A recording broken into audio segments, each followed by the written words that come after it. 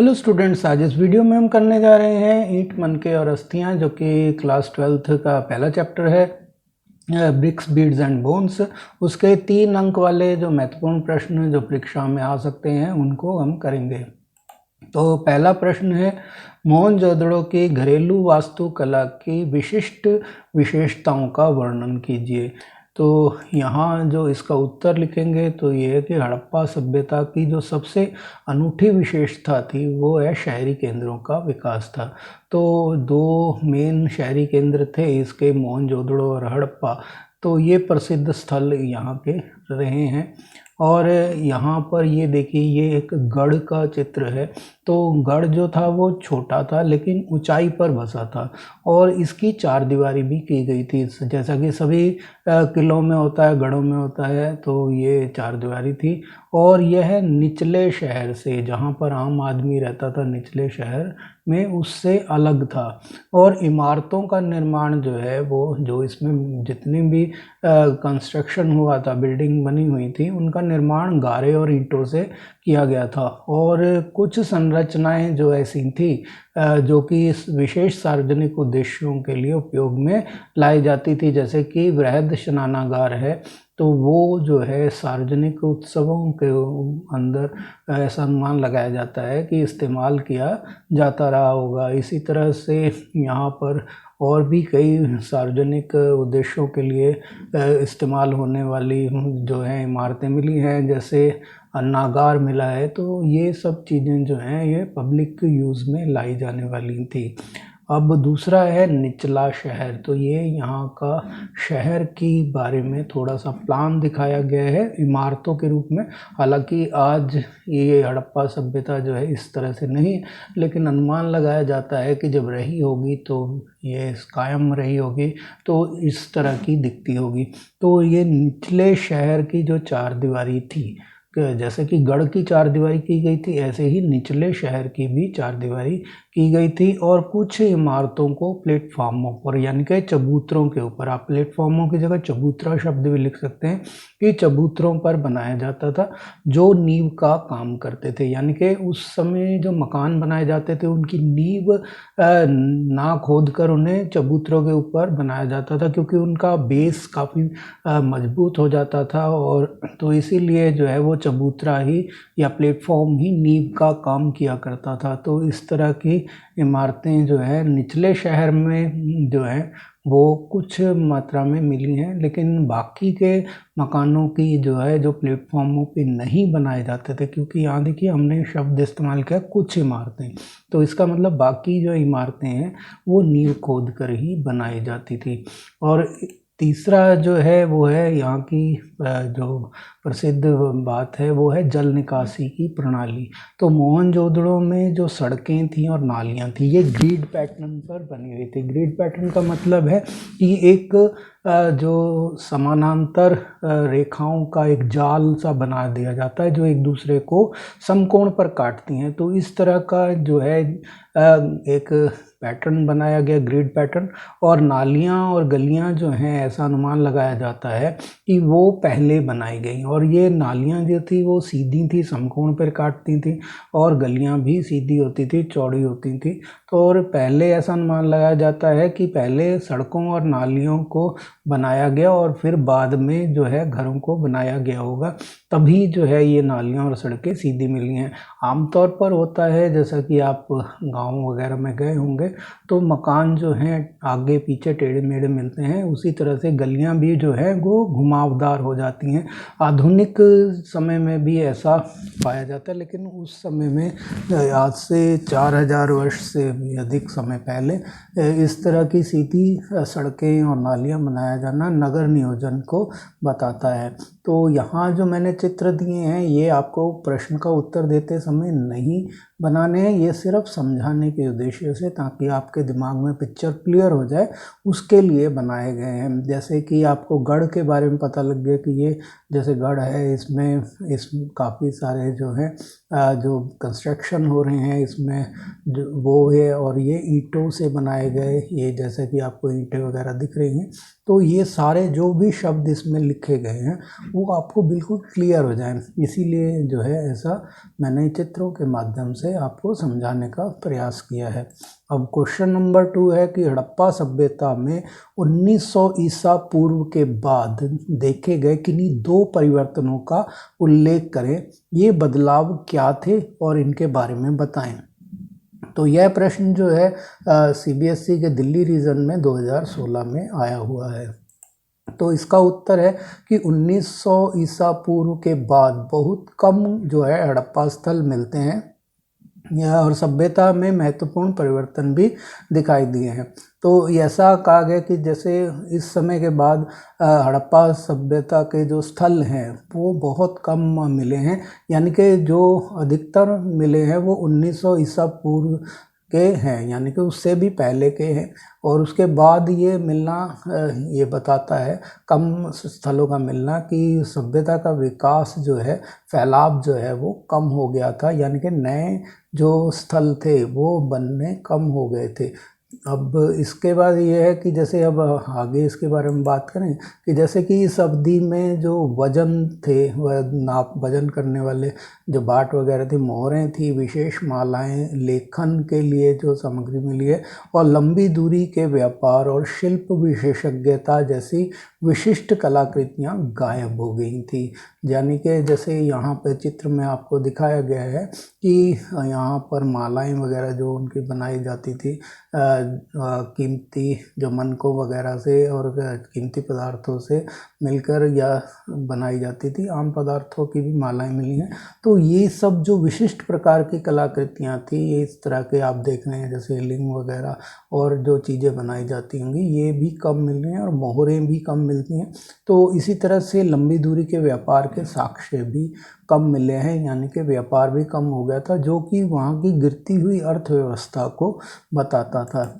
इसके अलावा जो है घरों के निर्माण की तकनीक भी बिगड़ गई थी और बड़े सार्वजनिक ढांचे अब दिखाई नहीं देते थे, यानी कि बिल्डिंगें जो हैं वो खुद के निजी पर्पस के लिए ही बनाई जाती थी, पब्लिक पर्पस से, यानी कि लोगों के भलाई के लिए जो या लोगों के उपयोग के लिए जो सार्वजनिक ढांचे बनाए जाते हैं, जैसे कि वो आपको पहले वाले प्रश्न में बताया कि अन्नागार और ये सार्वजनिक जो स्नानागार थे, ये इस तरह की जो चीज़ें हैं वो उस समय नहीं मिली हैं इस काल के अंदर।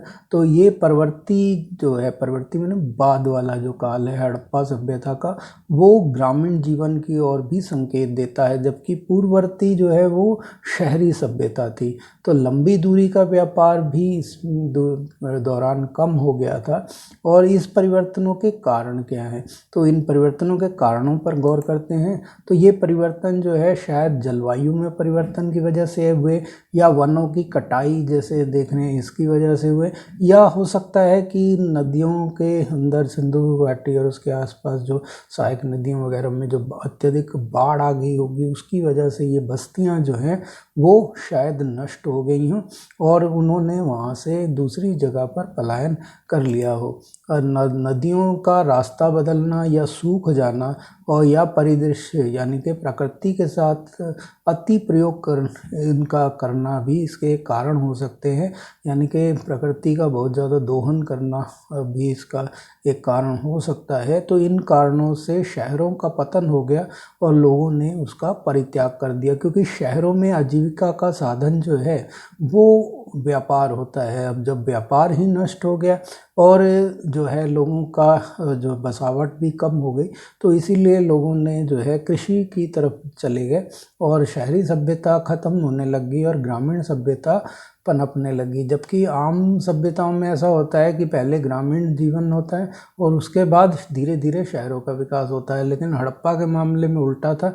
ये पहले शहरी सभ्यता थी और बाद में ये ग्रामीण सभ्यता में बदल गई। तो इस तरह से परवर्ती जो हड़प्पा सभ्यता है उसमें जो मेन जो परिवर्तन आए, जो 1900 ईसा पूर्व के बाद में आए हैं, वो ये हुए कि उनकी एक कलाकारी थी, जो उसमें जो कलाकृतियाँ बनाते थे, मोहरें वगैरह बनाते थे और मालाएं और मणके वगैरह का काम जो होता था, वो जो है उनमें जो विशेषज्ञता थी, विशिष्टताएं थी, वो कम होने लग गई, व्यापार भी कम होने लग गया।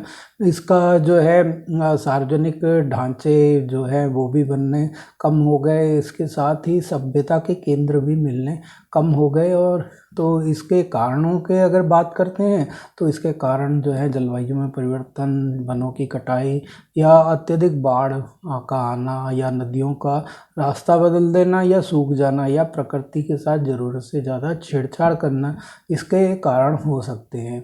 अगले क्वेश्चन पे चलते हैं। क्वेश्चन नंबर 3 है कि पुरातत्वविदों और इतिहासकारों को हड़प्पा लिपि गूढ़ क्यों लगती है, कारण बताएं।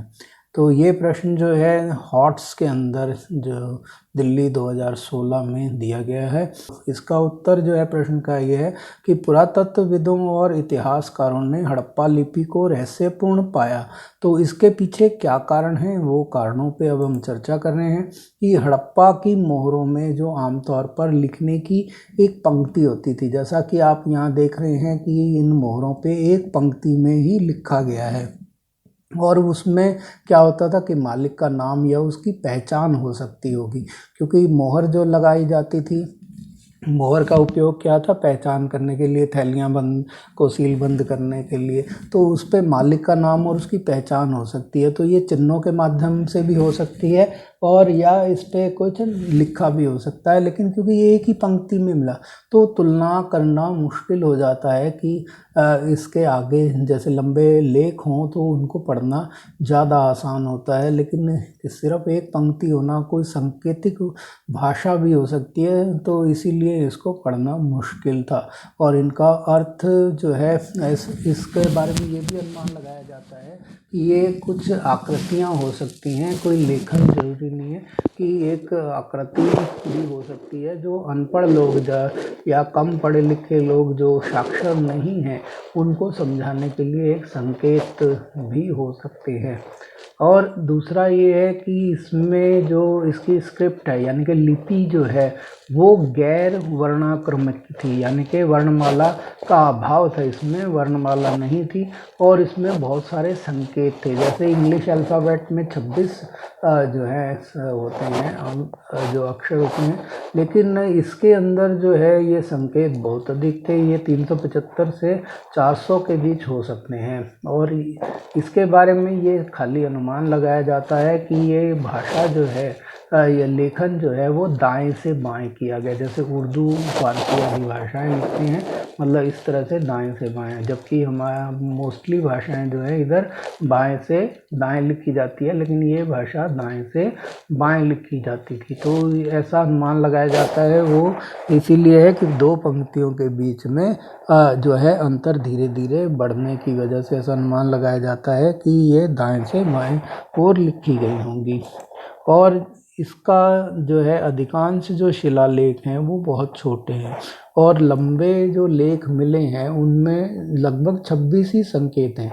तो इस तरह से प्रत्येक संकेत जो है एक स्वर या व्यंजन के लिए बना था।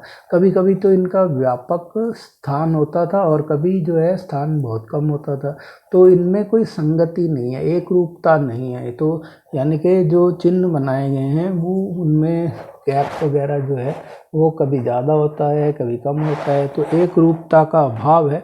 और शिलालेख जो है छोटे होने की वजह से भी इनकी तुलना करना, एक अक्षरों को कंपेयर करना, उनके चिन्हों को कि एक से दूसरा मतलब निकाला जा सके, एक अर्थ से दूसरा अर्थ निकाला जा सके, वो नहीं हो पाया। तो इस वजह से ये लिपि जो है, क्योंकि इससे अन्य भाषाओं से तुलना करने पर भी इनके बारे में जानकारी नहीं मिल पा रही है, तो इसीलिए ये भाषा आज भी अपठनीय बनी हुई है। इसीलिए पुरातत्वविदों और इतिहासकारों के लिए ये लिपि क्या है, गूढ़ लिपि है। गूढ़ का मतलब होता है जिसे समझना मुश्किल हो। अगले क्वेश्चन में चलते हैं। क्वेश्चन नंबर 4 जो है ये है कि पूर्ववर्ती हड़प्पा जो पुरातत्वविदों ने सोचा था कि कई वस्तुएं जो असामान्य और अपरिचित लगती हैं उनका धार्मिक महत्व हो सकता है, पुष्टि कीजिए। ये प्रश्न काफ़ी महत्वपूर्ण है, एग्ज़ाम में बार बार आता रहा है, जैसा कि आप देख रहे हैं कि ऑल इंडिया एग्ज़ाम में 2016 में भी ये आया हुआ है।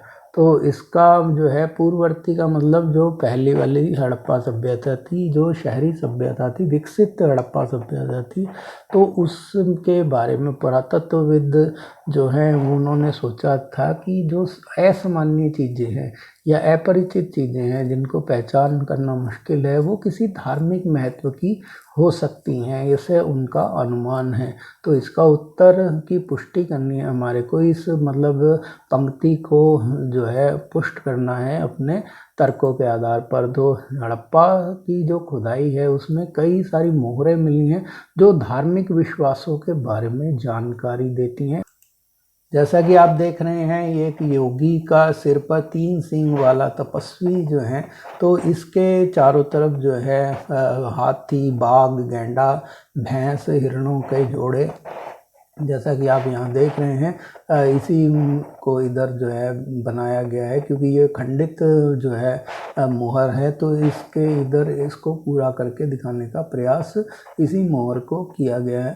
तो ये कह रहे हैं कि जो यहाँ योगी है इसके 3 सींग हैं यहाँ पर, तो ये 3 सींग वाले तपस्वी हैं। साथ ही इसमें आपको देख रहे हैं कि ये हाथी और बाघ वगैरह, बाघ है, गैंडा है और भैंस है, ये गैंडा भैंस वगैरह इस तरह के, और हिरणों का जोड़ा, ये हिरणों का जोड़ा जो है इस योगी के दोनों तरफ है। तो ये सब को जो है भगवान पशुपति शिव जो हैं, जैसा कि शिव के चारों तरफ जो है पशुओं का घेराव दिखाते हैं, सांप वगैरह, बैल आदि दिखाते हैं, तो उस तरह का ये जो है इनको भी एक, क्योंकि तो शिव हमेशा तपस्या में दिखाए जाते हैं, तो इसको भी एक तपस्वी जो है मानकर पशुपति शिव से या आद्य शिव इसको माना। इसके अलावा जो धार्मिक के साथ साथ शासन करने वाले पुरोहित राजा की मूर्ति, मतलब धार्मिक कार्य तो कराता ये था पुरोहित राजा, तो ये ऐसा मूर्ति जो है ये पुरोहित राजा की है। तो ऐसा माना जाता है कि ये पुरोहित भी थे और राजा भी थे, यानी कि धार्मिक अनुष्ठान भी करवाते थे और साथ ही जो है शासन भी करते थे। तो ये मूर्तियाँ जो हैं इस तरह की मिली हैं, तो ये पुरोहित राजा की मूर्ति भी बताती है, क्योंकि धर्म से जुड़ी है, धार्मिक कार्य से जुड़ी है, इसलिए इसके बारे में भी धार्मिक महत्व है इसका। इसके अलावा ये जो मूर्ति मिली है इसे मातृ देवी की मूर्ति माना जाता है। और चौथा जो है, यहाँ पे कई सारे छल्ले और गोल बेलनाकार पत्थरों के बहुतायत से मिला है। तो छल्लों को जो है वो योनि मानकर और गोल बेलनाकार पत्थरों को लिंग मानकर जो है इनको यहाँ पर दिखाया गया है। और ऐसा माना जाता है गया है कि इनके बनाने का कारण क्या रहा होगा, तो ऐसा माना जाता है कि इनके योनि और लिंग की भी पूजा करते होंगे ये लोग, इसी लिए इस प्रकार के जो है बेलनाकार पत्थर और छल्ले बनाए जाते होंगे। और खुदाई में जो है पीपल की जो डालियों से देवताओं की मोहर मिली है, और साथ ही वृक्ष का मिले की पूजा का भी, और कुबड़ वाला बैल, ये कुबड़ वाला बैल जो है इसकी मोहरें मिली हैं। तो ये मोहरें जो हैं ये पशु पूजा की और बैल पशु की पूजा की ओर संकेत देती हैं। तो इस तरह से जो है ऐसी असामान्य और अपरिचित जो वस्तुएं हैं वो जो हैं धार्मिक महत्व की हो सकती हैं। अब प्रश्न नंबर 5 है कि हड़प्पा शहरों की सबसे विशिष्ट विशेषताओं में से एक सावधानी पूर्वक नियोजित जल निकासी प्रणाली थी, विस्तृत वर्णन कीजिए। ये प्रश्न जो है ऑल इंडिया CBSE 2016 में आया हुआ है, तो ये काफ़ी महत्वपूर्ण प्रश्न है। तो जल निकासी व्यवस्था का इसमें हमारे को वर्णन करना है। तो हड़प्पा सभ्यता की जो सबसे विशिष्ट विशेषताओं में से एक थी वो क्या थी, उसकी नियोजित जल निकासी व्यवस्था थी, यानी कि अपशिष्ट जल जो है, गंदे जल को जो उपयोग हो चुका है उसको निपटारा करना वो जो है जल निकासी व्यवस्था है वो नियोजित थी। और हम जो है निचले कस्बे की योजना को देखते हैं जहाँ पर हम लोग रहते थे, तो हम पाते हैं कि क्या मिलता है कि पहला है ये है कि सड़कों और नालियाँ जो थी, सड़कें और नालियाँ वो ग्रिड पैटर्न के साथ बनी हुई थी और समकोण पर काटती थी। घरों में एक दीवार होती थी और जिसमें सड़क पर बनी थी जो कि एक दूसरे को समकोण पर काटती थी। तो ये नालियाँ जैसा कि आप देख रहे हैं दीवार के साथ बनी हुई हैं और इनको ये जो है जैसे ये घरों से आने वाली नाली इसमें जुड़ी हुई है पानी, तो ये नालियाँ जो हैं एक दूसरे को समकोण पर काटती हैं, जैसा कि आप देख रहे हैं कि 90 डिग्री के एंगल पे काट रही हैं। तो ये सब जो है ग्रिड पैटर्न को दर्शाती हैं। तो ये सड़क के जो है के किनारे पर बनी हुई थी और साथ ही साथ समकोण पर काटती थी। और घरेलू अपशिष्ट जल जो है वो बाहर निकलने के लिए सड़क के साथ साथ नालियाँ बनी हुई थी।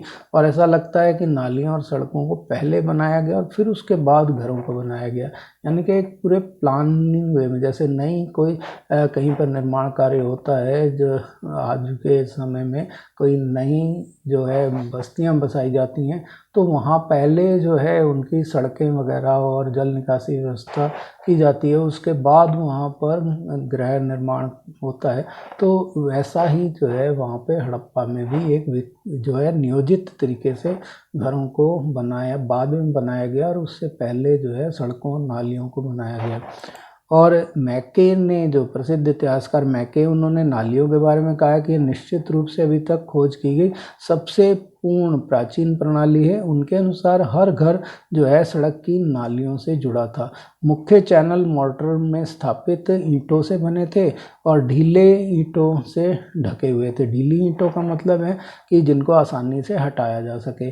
और तो उनको हटाने का कारण क्या था कि इसको सफाई व्यवस्था करी जा सके, यानी कि जब सफाई नालियों को साफ करना पड़ता था तो उन ढीली ईंटों को, यानी कि उनमें मसाला लगा के जमाया नहीं जाता था, तो उनको जो है आसानी से हटाकर वहाँ पर सफाई की जाती थी। और कभी कभी जो है कवर के लिए जो है चूना पत्थर का भी उपयोग किया जाता था, या प्लास्टर वगैरह के लिए इसकी दरारों को मिटाने के लिए चूना पत्थर का भी उपयोग करते थे।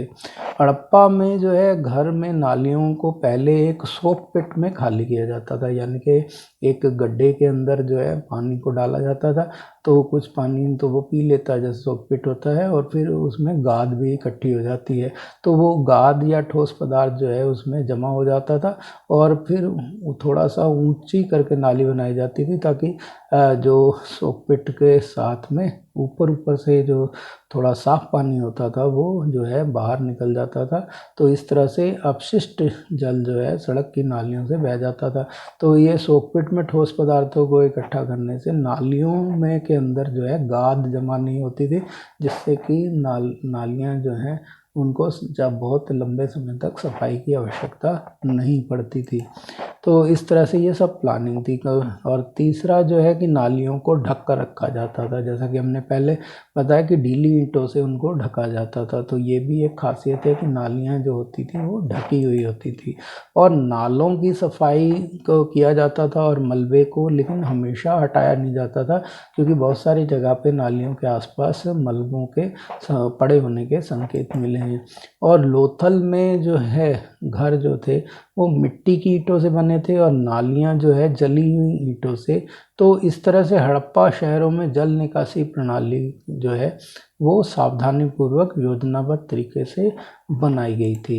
क्वेश्चन नंबर 6, क्या इतिहासकारों ने हड़प्पा संस्कृति की निर्वाह रणनीतियों में एक नई अंतर्दृष्टि प्रदान की है? ये प्रश्न जो है दिल्ली रीजन के 2015 के प्रश्न पत्र में आया हुआ है।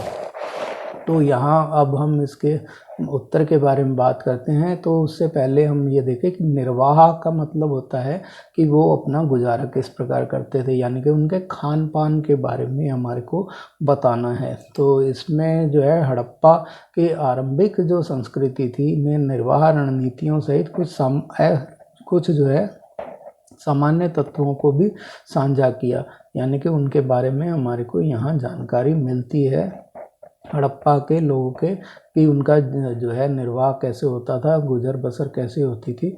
तो आप सरल भाषा में लिखें कि उनका जीवन यापन का तरीका जो है और वो क्या खाते थे और किस तरह से रहते थे उसके बारे में जानकारी मिलती है।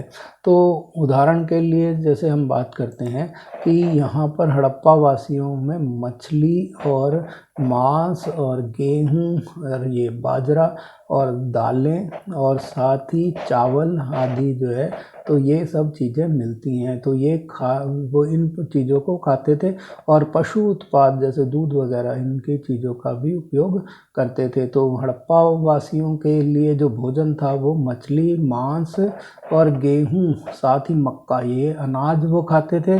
और मकई, बाजरा, ये तीनों अनाज उनके पास थे, उपलब्ध थे। साथ ही चावल भी थे और दालों का भी वो उपयोग करते थे। तो इस तरह से ये जो हैं मांसाहारी और शाकाहारी दोनों प्रकार का भोजन था।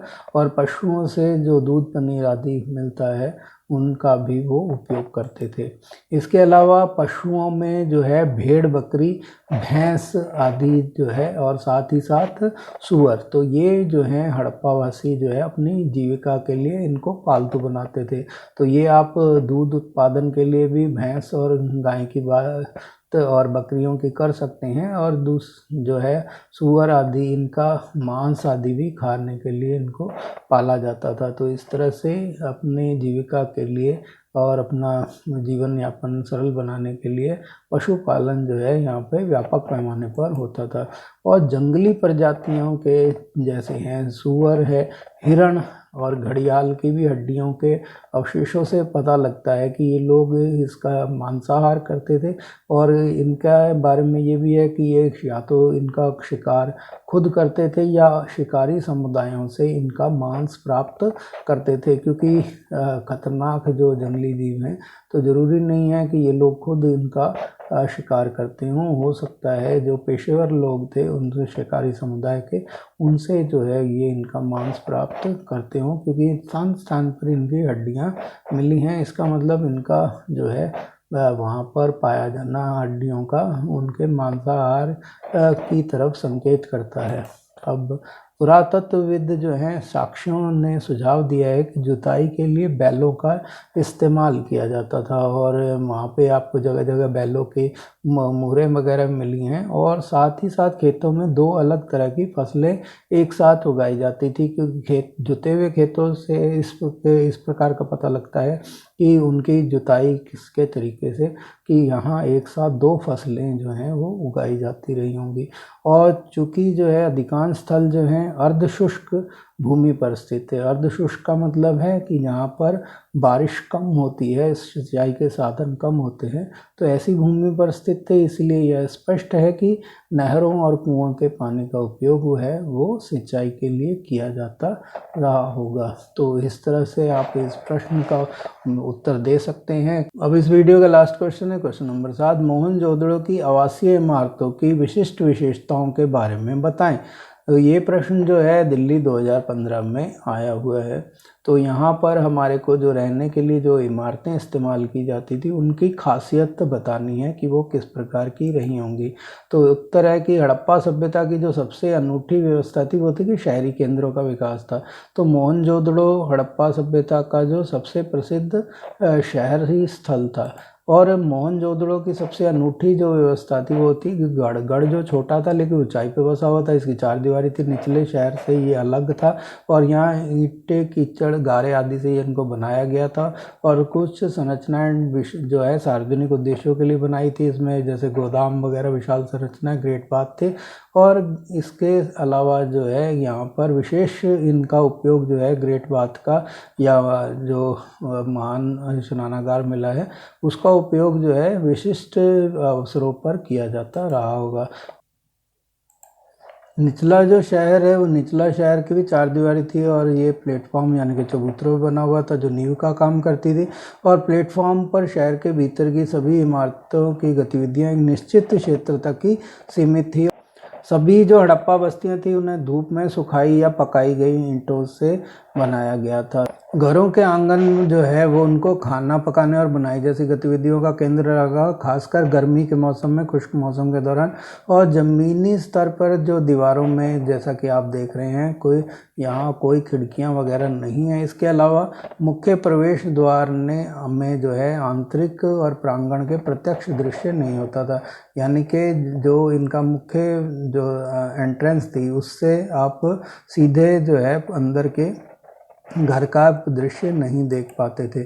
और ड्रेनेज सिस्टम जो है मोहनजोदड़ो में बड़ी सावधानी के साथ बनाया गया योजना थी। सड़कों और नालियों को जो है समकोण पर काटती थी और ग्रिड प्रणाली पर बनी हुई थी। और ऐसा लगता है कि नालियों पर बनी सड़कों को पहले बिछाया गया और उसके बाद घर बनाए गए। और घर का जो है अपना जो बाथरूम जो है वो ईंटों से भरा होता था और इसकी नालियां दीवारों के माध्यम से सड़कों की नालियों से जुड़ी होती थी। और ड्रेनेज सिस्टम पर ना केवल बड़े शहरों के लिए अद्वितीय थे बल्कि छोटी बस्तियों में भी पाए जाते थे। इन सभी विशेषताओं ने संकेत दिया है कि मोहनजोदड़ो में एक सुनियोजित वास्तु प्रणाली थी। तो वास्तु प्रणाली का मतलब आर्किटेक्चर प्रणाली थी। तो इस तरह से मोहनजोदड़ो का जो आवासीय इमारतें हैं वो एक विशिष्टता लिए हुए थी। इसके साथ ही ये वीडियो समाप्त हुआ। आपने इसके लिए जो कीमती समय दिया उसके लिए आपका धन्यवाद। अगर आप मेरे चैनल पर नए हैं और इसी प्रकार के और वीडियो देखना चाहते हैं तो इसे सब्सक्राइब कर लें और बेल आइकन जरूर दबा दें। धन्यवाद।